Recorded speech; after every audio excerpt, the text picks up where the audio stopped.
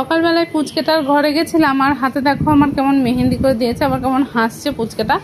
তো তারপরে সেখান থেকে এসে দেখি যে মা ব্রেকফাস্টে অমলেট বানাচ্ছিল আর আমি এখানে হালকা ঝাল সুজি বিভিন্ন রকম ভেজিটেবল দিয়ে মা করেছিল সেটা খেয়েছিলাম। এবং আগের দিন ঐন্দ্রিলা দুটো কেক দিয়ে গেছিলো আমার আর বোনের, তো তারপরে ও আর আমি মিলে একটা করে কেক খেয়েছিলাম এখান থেকে নিয়ে।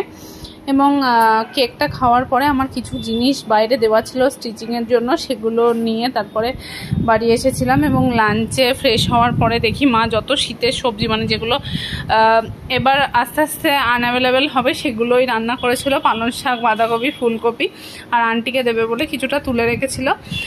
আর বিকেলবেলায় বাড়ি ফিরে এসে দেখি যে বাবা ক্যান্টিন থেকে প্রচুর চকলেট নিয়ে এসেছে, তো সেগুলো দেখে তো মনটা অবভিয়াসলি একটু গার্ডেন হয়ে গেল। তো তারপরে চকলেটগুলোকে ফ্রিজে সুন্দর করে স্টোর করে রেখে বাবার সঙ্গে একটু বেরিয়েছিলাম মোবাইলের একটা কভার কিনতে। দুর্ভাগ্যবশত একটাও পছন্দ হয়নি, তো কোনোটাই নিইনি। তারপরে বাড়িতে এসে এখানে মা পরোটা আর ঘুগনি বানিয়েছিল, সেটা দিয়েই ডিনার কমপ্লিট করলাম। Tata, good night.